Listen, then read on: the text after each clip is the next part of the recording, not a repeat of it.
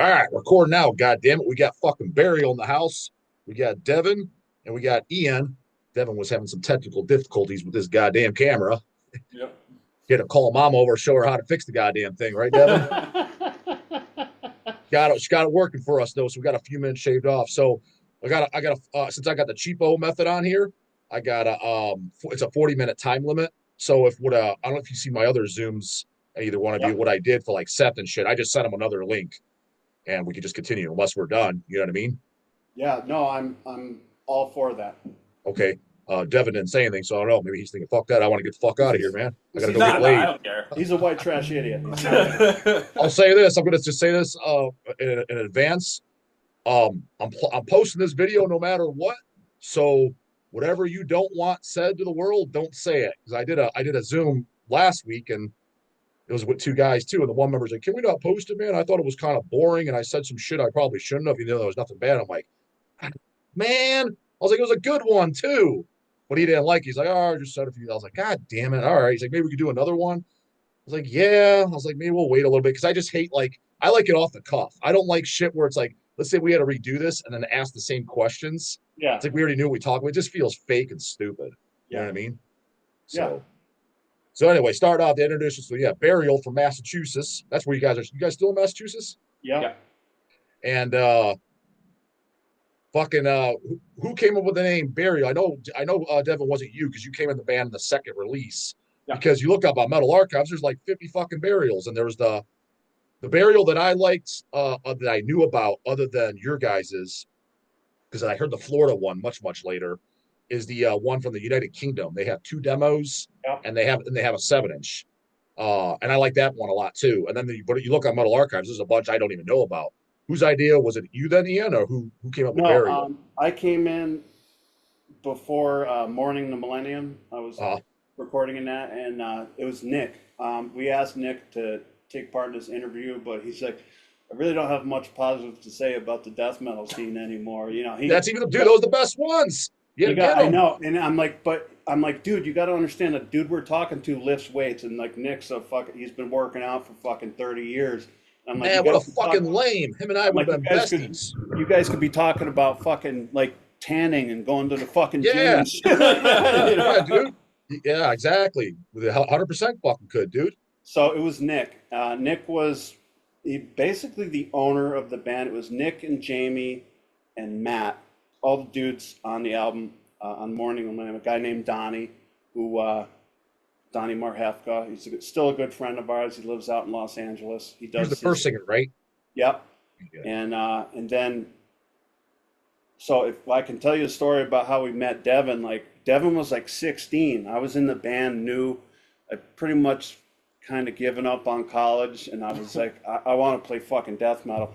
And so our singer, his niece was Kendra Jade, the porn star.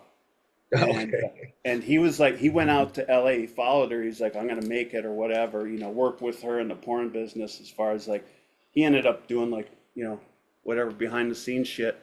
And oh shit, we need a singer. And that's how we got on that porno movie Anal Ball. I don't know if you remember that. Or somebody at the last Ohio Death Fest, the only one we played, came up. She's like, "You guys in Burial?" I said, "Yeah." He's like, "I loved you guys in Anal Ball." I'm like, "Fuck yeah!" You know, fucking porno with death metal in it. So that was fun. So speaking of Ohio Death Fest, I guess I'll throw it out there before I forget. It's actually to you, Devin. Is I just got off the phone a few hours ago this morning with Seth from Severe Torture and Centurion. Yeah. I did a face call with him this morning, and I told him, I was like, "Yeah, dude, I got to get going." I was like, "I got a bunch of shit I got to get done," and I was like, "I'm doing a Zoom interview with Burial." Oh fuck yeah! He's like, ask Devin if he remembers this. He's like, at the Ohio Death Fest, he's like, "What was I doing that he would remember when he was blacked out drunk or something?" Do you remember what you did to him or whatever, or what happened? I remember, man. Okay. Because he told me what it was. He's like, I want to see if he remembers. Probably told him he was beautiful to grab his beard. He said, no, what it was. He said he vaguely remembers, but he has photo evidence because the guy showed him the next morning. It was you and Jacoby from Deeds of Flesh. He was passed out of the bar, and you guys were pulling his hair back, his head, and people were taking selfie photos Oh, with that's all funny as types of shit. strangers and people from bands. And he's like, I don't remember. He's like, I was passed the fuck out. He's like, but it was Devin and Jacoby that were doing it, pulling his hair back. Get a photo. Get a photo. I was probably half lit myself. Yeah, My okay. drinking days. I don't know if Yeah. you ever went to that, Justin. Yeah, was but it? That was what I. Okay, so I was gonna ask. So I remember Devin for sure. For whatever reason, Devin was the only one I kind of remember because he said a few things. I think talking about Cannibal. I think you were even wearing the Two Mutilated shirt. The first time we met you, it's funny you said he was 16. I was 16. It was at the Pittsburgh show. You guys played with Severe Torture. It was amazing. What a That's how great. I first heard about you guys. And I had all you guys. I'm assuming you were in the band at the time, right, Ian? And on that Yep. show. Yep. Yeah, I had I showed it on camera. The Enlightened with Pain. Um, it's signed by all you guys. That's the first time I heard you guys, and I bought both this, the Morning Millennium and the Enlightenment Pain. There, I saw you guys. I liked it. We bought it and had all you guys sign the shits, and then saw you at the Ohio Death Fest. But that was when I first saw Severe Torture. Met them. That's all when you saw that. If you guys watched my Seth interview when I showed that photo with him Yep. and stuff, that was that same day. That was the first time I heard you guys and met all you guys. Was that at that? Fucking that Severe Torture show. Anytime we played an out of state show back in the day was like a release for us because people around here mainly listen to like hardcore shit and Gay shit. gay shit. And it wasn't like Oh yeah, same there's here. some, there's some good hardcore. Like I love fucking Ringworm. I wouldn't necessarily call them a hardcore band. The Promise, it's pretty fucking death metal if you listen to it from '93. Fucking great. Cleveland has got a fucking great reputation for death metal, Midwest in general. So we were playing. They said, "Hey, you want to do a show with Severe Torture?" I'm like, "Never heard of them." We just went in blind, and then we were hanging out with them before the show. They were from Holland, so we're talking about that. Dennis showed a picture of his girlfriend at the time, and we're like, "Oh shit! Like death metal musicians in Europe can get hot girlfriends," you know. Yeah. So we were amazed, but they were funny as fuck and super nice. And when we watched them play, we let them play through our equipment that night, and it was fucking amazing. And they were awesome. I don't even remember who headlined them. Was it because didn't Pessimist play that show too? I don't think so. I think Severe Torture did. Yeah. Okay. Okay, because I remember going to Pittsburgh for Pessimist as well. And this shit all blurs together. Yeah, again, because in 2001, I would have been 16. But me and my brothers, because we're from the Cleveland area, we would go to Pittsburgh, Detroit, because it's always like 3 hour drive. Well, Pittsburgh's like 2 hours. Detroit's like 3 hours. So we go to some of the out of state shows. But the Severe, yeah, saw them for sure in Pittsburgh.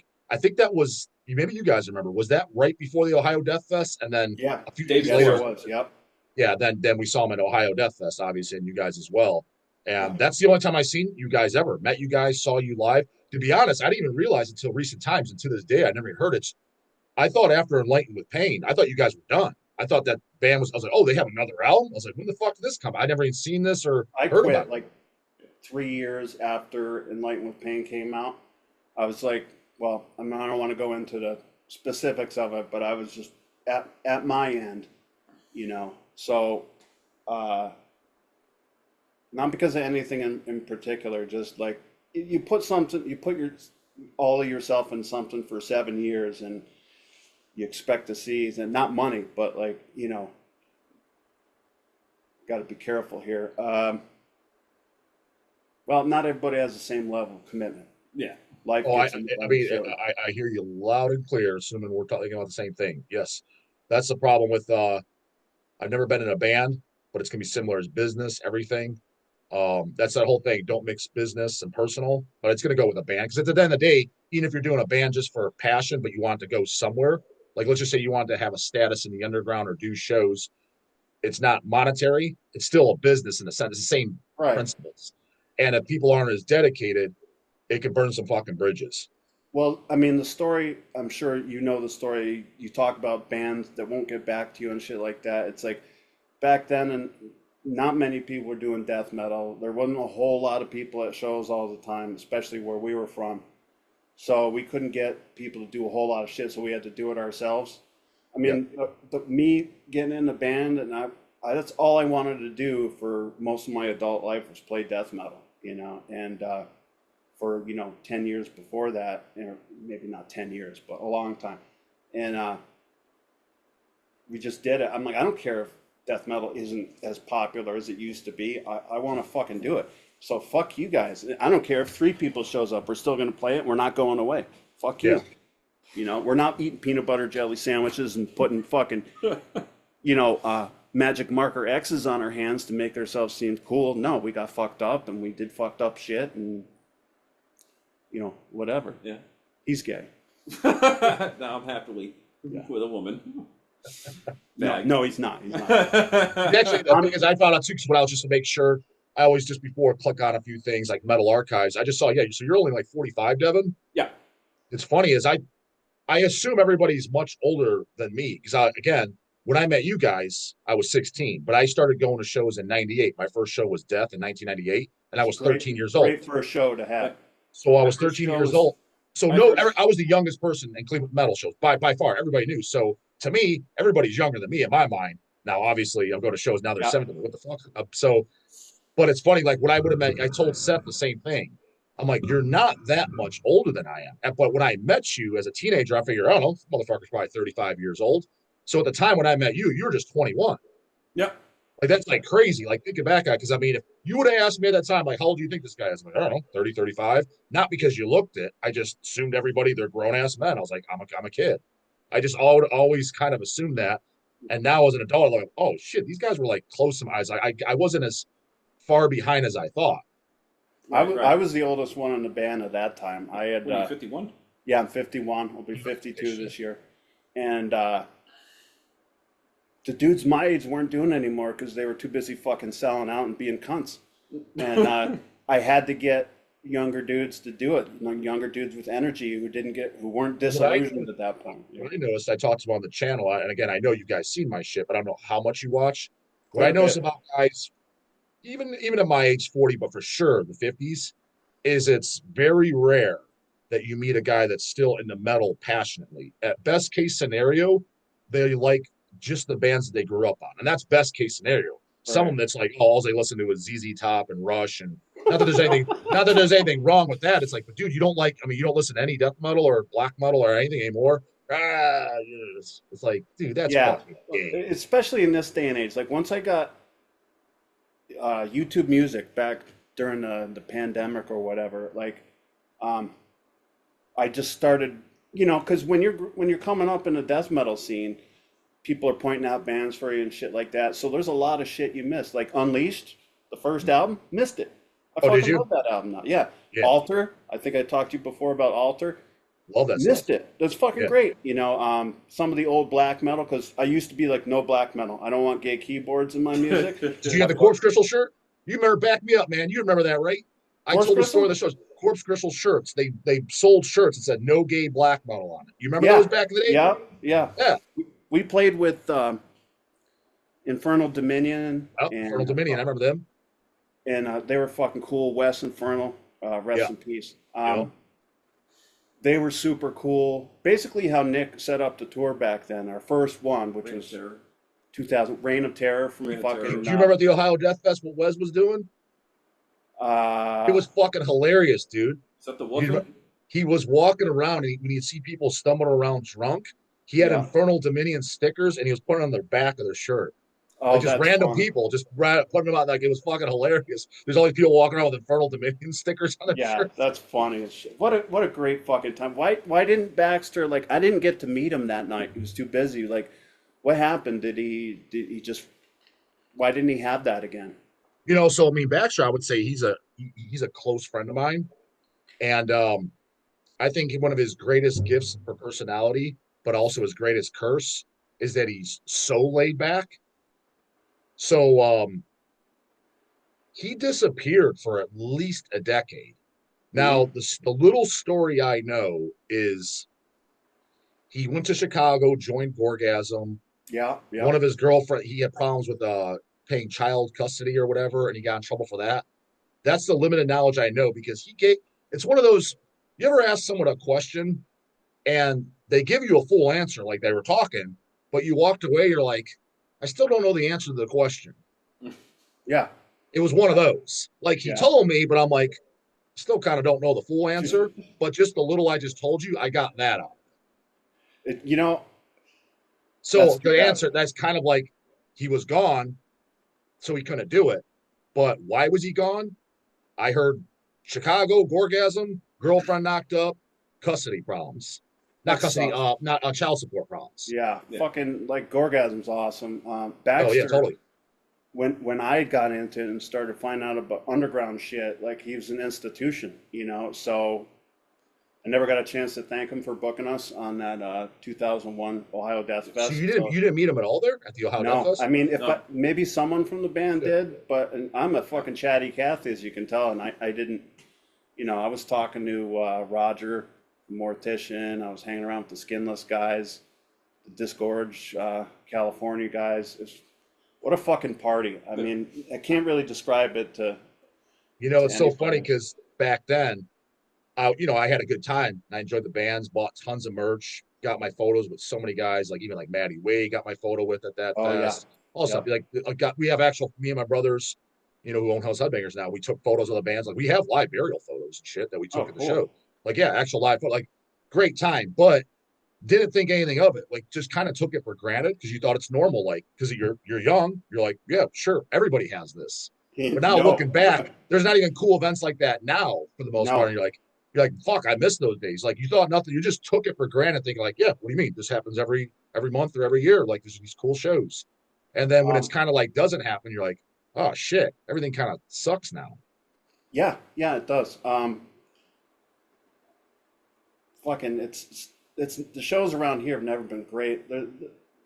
We've had bands come through, but I think in the last Palladium's fine. and Palladium's fine. I'm out of the loop, so I don't know who's coming around anymore. It's like my favorite quote nowadays is, "Oh, so and so's playing." I'm like, "Oh, maybe if they come to the end of my driveway, I'll see him." And I love some bands, but it's like to get me to get out of the fucking house nowadays.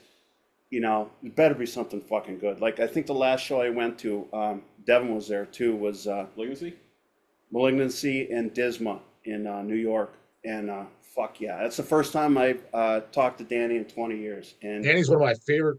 Well, Danny and Brian brought him up are some of my favorite people, just period in this world. We love Danny Nelson. Danny gave us our first show in New York at Castle Heights, and he immediately started ranking on us, and we're like, check out this fucking guy. He's funny as shit.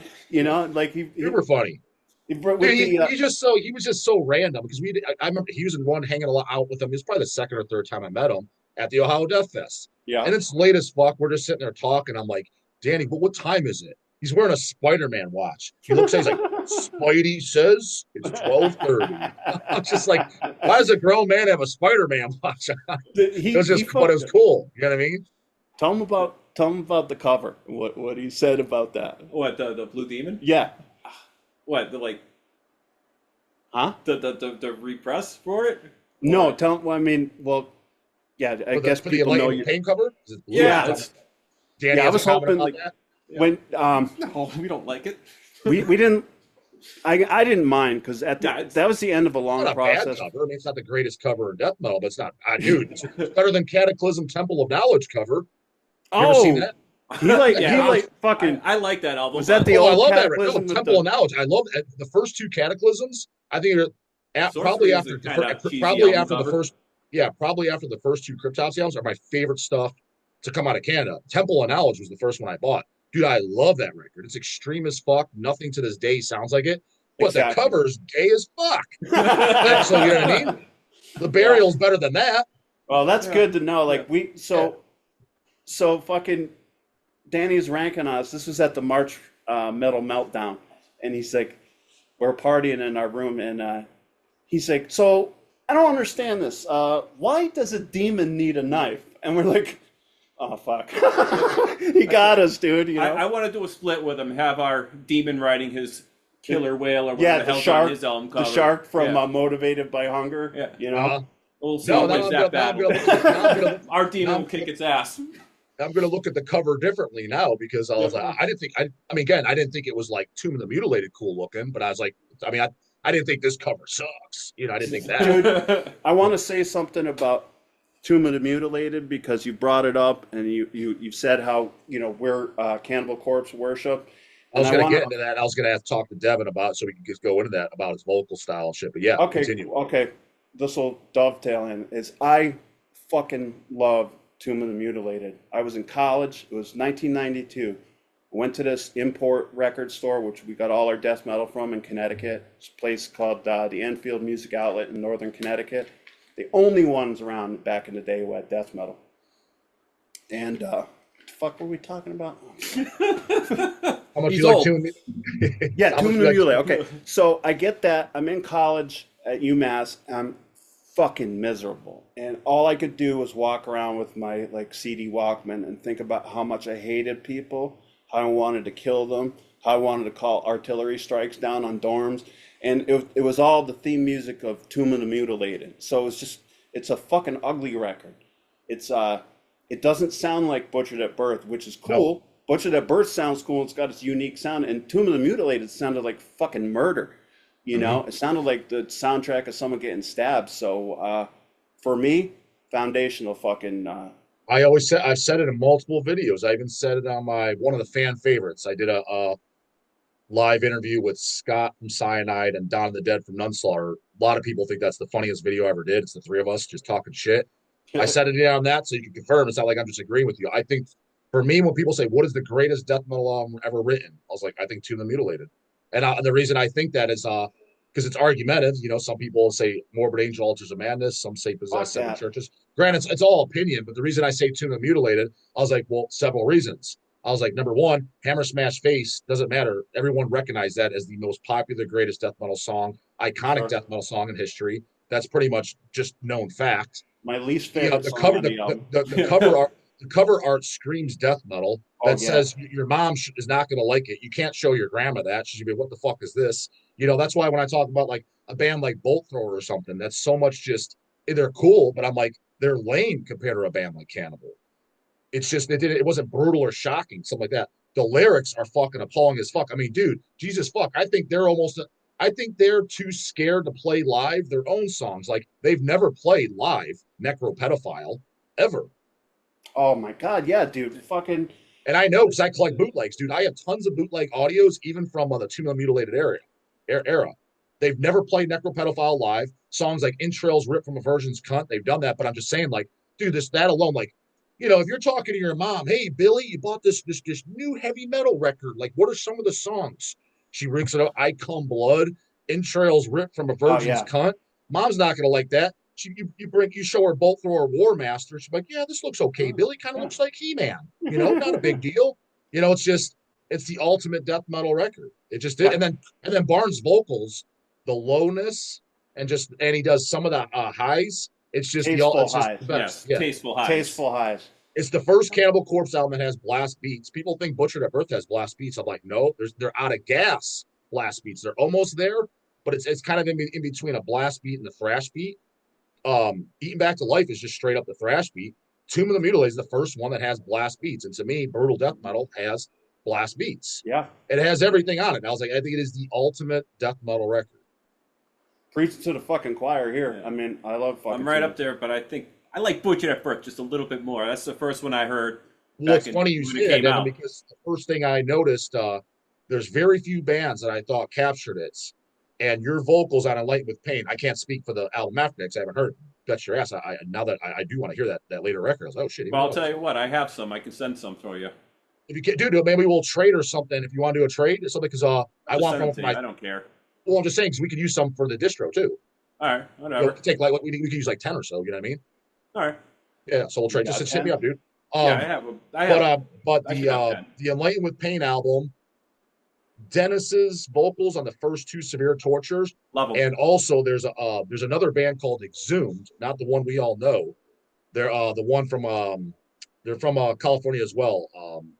I think they're from San Francisco and something like that. But they did a demo called what the fuck is it? Severely Rotten 1992 demo.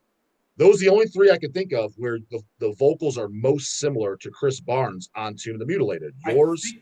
Sepsism from, I think, California. Yeah, they're from Sepsism, California, San Diego or something like that. The first record there, Cranial Impale, or was it? Severe Cranial Butchery. Fucking great. Yeah, that dude's Great voice band. is insane. Like, Tomb of the Sepsism? Mutilated. Sepsism. Sepsism. Oh, because the Sepsism, I know the Purulent Decomposition album. That's fucking great, but he doesn't sound like. Yeah, but you got to go with the first. I bought that shit on tape back in like '96 or something like that. Severe Carnal Butchery. Yeah, something like that. What it is. It's great. I found it a year ago. That's the same sepsism that played. They played Ohio Death Fest as well. I don't know if it was the same year as you guys though. No, I don't think so. I talked to those guys on America Online back in the day, and they're super cool. Okay. Obviously, we're fans of the band. Yeah. Your vocals. Yeah. Other than you didn't do the Chris Barnes like the screams that he does on Tomb of the Mutilated, but the lows where I'm like, this is the first thing that popped in my mind. I was like, this sounds like Tomb of the Mutilated, like very reminiscent of it. Was that super intentional, or? No, I guess that's how it just came out. Okay. But I was a huge Cannibal fan I still am, but like I said, when my brother bought that tape, 91 when it came out, I think it was, blew me away. I was 11 years old. Blew me the fuck away. So, and I've been hooked since. Was that the first death metal record you heard then? I think Death was Human. Okay.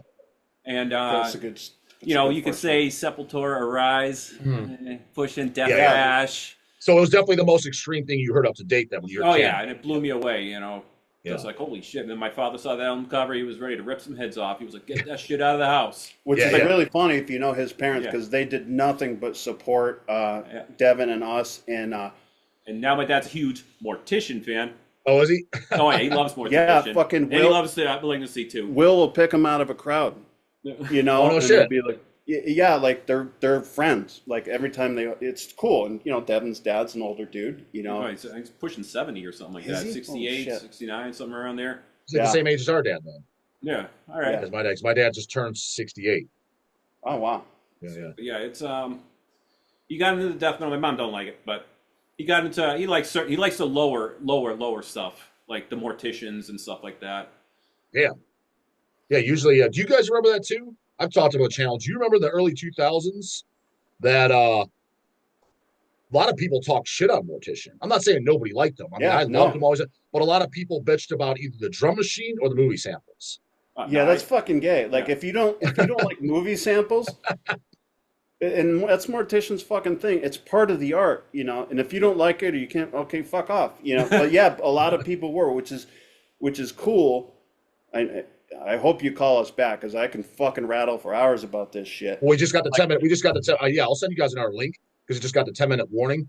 Okay. Right. So it should do a countdown to about the last minute or so. So I'll let you know so that way you got it. Hopefully it doesn't cut off abruptly, but if it does, just Devin, I'm just going to email you another link.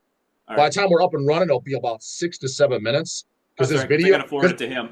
Yes, this video has to download, and when it downloads, I wait for it to download because my biggest fear is that the fucking thing didn't record. I'm like, God damn it, just talk to myself. So I make sure it downloaded, and then I make sure there's the audio and the goddamn everything there. Then I just click off and I just creating the link takes like 30 seconds. So I'd average, like when I did Ali from Desecration and Seth, it took about 6 to 7 minutes in between. We'll be back up and running. No problem. Yeah, go rant on. What was I ranting about? Yeah, I'm old, man. I forget shit. What were you? I forget we were too. Well, I'm right behind you, goddamn it. And everybody likes to point that out. They say I look like I'm 66. So. No, you look 40.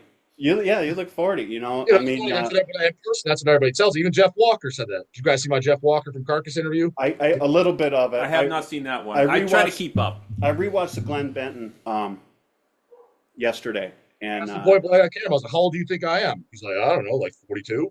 I'm like, fuck. Everyone says I'm 66. I was like, I don't know if it's just the camera. I was like, nobody in person has ever told me I look that old. Did your ex-girlfriend think I was like 30 when I was like 20? I think so. Yeah, you look like a handsome young man. No homo. Oh, thank you. I did this for you. Yeah. Sorry about the dogs. Sexy. I got we're at my house and I got 3 dogs and one of them likes to fucking scream all the time. So you might hear that in the background. Sorry about that. I can't do it at my house because I would have my dog on my lap and damn cat on my lap and then the noise is everywhere. His girlfriend would be in my lap. Yeah. Really awful. Yeah, she'd be. Yeah. Do either one of you guys have kids? Yeah, I do. Yeah, we both do. How many kids you got? Just one. I got 2. I got 1 fuck trophy. 1 fuck trophy? Yeah, fuck trophy. I used to make fun of Devin all the time in interviews, and he knows this because Devin's white trash, and that was his that was his stage persona because that's who he is. He would go on with sleeveless flannels and shit like that. So Drinking Budweiser. but death metal is a white trash art form. People got to realize that, and that's not a bad. I'm not running down white trash because I mean we're all white trash eventually. That's why people come to America. But like, people got to understand the art form is uniquely developed by a class of people and be proud of it. It's cool shit. I'm glad. Like I'm so psyched that fucking people are. Still listen to this. I really laugh at all the shit you say about Frozen Soul and these new jacks and I do love it. I see that. I actually went to see them in Boston, so they were way far away from the bottom of my drive. I went to see them because I love Bolt Thrower. I can't help it. I'm from the age group. I think if you're solidly Gen X and you love Bolt Thrower, and I missed a whole bunch of Bolt Thrower after Fourth Crusade. I was just into other things. So to go back and listen to For Victory or something like that. I mean, it's a fucking treat. So aside from the gross, creepy, like solo mustaches the dudes have, these young kids, it's like there's no need to bring that back. No one liked it in the '80s. Take away the mustaches, dude. Well, it's just like in the early 2000s when the thrash scene was coming back. I pointed out there was a lot of the thrash bands starting up with kids, and they were intentionally wearing the white high top sneakers because the bands in the '80s did. I was like, dude, it wasn't cool back then. I was like, I'm pretty sure they wore them back then because that's all that was available. When they were wearing jams and shit, like that's kind of part of the shit that drove me out of thrash because I got into the metal and fucking tight pants, nut huggers, and like all those bands from LA and shit. They had the like tight jeans and shit like that. I think death metal was partially a reaction to that. People like don't want to. Revel in the fruitiness, and death metal offered you a better way, Yeah, I mean, dude, honestly, I always felt, dude, just if you're a man, dude, you got black pants and a black shirt on. I don't know. That to me is just. I'm losing. I got blue jeans on. I'm retired, so that's oh yeah, I gotta adjust this. I got some canoe shit here for you. Dunkin' not fucking Dunkin' Donuts. Dunkin' fucking shirt. Yeah, I got my fucking. See, at least I got a cool shirt on. Yeah, you do. What is that? Sinister? No. That's not even close. It's like fucking Sinister. What is that? We just saw them, dude, in Worcester. Analepsy. Oh yeah, they're great. Yeah. There's my Eddie Van Halen. I don't know them personally. I do recognize the logo, but I know it's not Sinister. Who the fuck don't know the classic Sinister logo? Dude, that's as bad. That's as bad as the guy. Who did I get once? It was something completely fucking asinine. It was like Deicide. He's like, does that say Cradle of Filth? And you're like, something completely. Oh no, does that say? No, it wasn't that. It was Deicide. Does that say Marilyn Manson? What? Like, I mean, dude, are you blind or just fucking retarded? Like, I mean, either one, because I can't, like, I don't get the unlegible logo. It's like your logo is your representation of your band. Don't you want people to be able to read it and instantly identify who the fuck it is? Like, scary trees are good, but like, scary trees or intestine logos, that's all good. But if your fucking logo looks like bird shit on a fucking windshield, no one's gonna fucking remember it. So and that's cool. It's funny you say that. I'm actually 50-50 with on that. Back it's like because it's kind of changed with today's time. It's funny. Speaking of Brian Baxter, I remember he said back in the day, he's like, bro, if it's got a sick cover or a logo you can't read, you know it's gonna be good. Probably. Like, I don't know if that's true all the time. I was like, but back then it was kind of true. It was a good chance. Which is like, so what was an unlegible logo like 20 years ago? I kind of disagreed with what you just said. But the unlegible logos now, the reason I would personally move away from it, because all that dumbass fucking deathcore, aka twinkcore, like I like to call it, they use those logos, and now it's blending in with our scene. And it's like I want to be as far away from those fucking homos as humanly possible. Agreed. So that's the only problem because they're using the unlegible logos. But prior to that, that shit didn't exist. If you saw an unlegible logo, you knew it was either death metal, black metal, or gore grind. Like 100%. It's not like, well, it might be thrash metal, it might be heavy metal. No, you knew it was either grindcore, death metal, or black metal. And you knew 100% it was good. Just by the logo. It's people colonizing hobbies and interests, and that's one of the big problems. And a lot of times we're talking about ideological purity. I know you are, and That's very fucking important because if you don't listen to this, if you don't gatekeep, then you let people come in and invade, and then they come and they start spreading their ideas, and some might be good, but some might be lame, and then you got gay, and you get like fashion brands ripping off death metal logos. Have you heard about that? Like Hollywood stars are wearing fucking Yeah, like the old Kim death metal Kardashian, shirts. like Morbid Angel shirts and shit. Yeah, I want to fucking reach through the screen and strangle these fucking pussies because it's like you didn't have to suffer wearing yeah. that. You didn't have to fucking get ostracized or make a stand for what you believe in. That's gonna be the title. I want to reach to the screen and strangle these pussies. Yeah, they're fucking cunts. Yeah, they're fucking Yeah, everyone trash. It's tempting to be like, oh, this younger generation, a bunch of fucking cunts, and not all of them are, but No, but like, the majority speaking, I agree. Majority yeah, are. it's like that's not where I come from. We could say fag and we could say gay, and I still Exactly. do. Yeah, No one's gonna fucking tell me I can't. And if you do, I want to commit violence on you. I just gotta say it more. Yeah, I'm gonna say it more. Yeah. Well, guys, keep that Okay. food for thought because that's a topic that obviously we can elaborate on forever. Because I just got the minute for we're down the last 60 seconds, so that way it doesn't just end abruptly because that just ends on its own. So we'll sign it off here, end it off here. This will be part 1. So we'll shoot part 2. I'm sending a link for it now. But just sign them off, Ian. Tell them how it is. Give them a fucking later devils or something. You and Devin. Later, devils. Later, devils. Watch out for part 2. God damn it.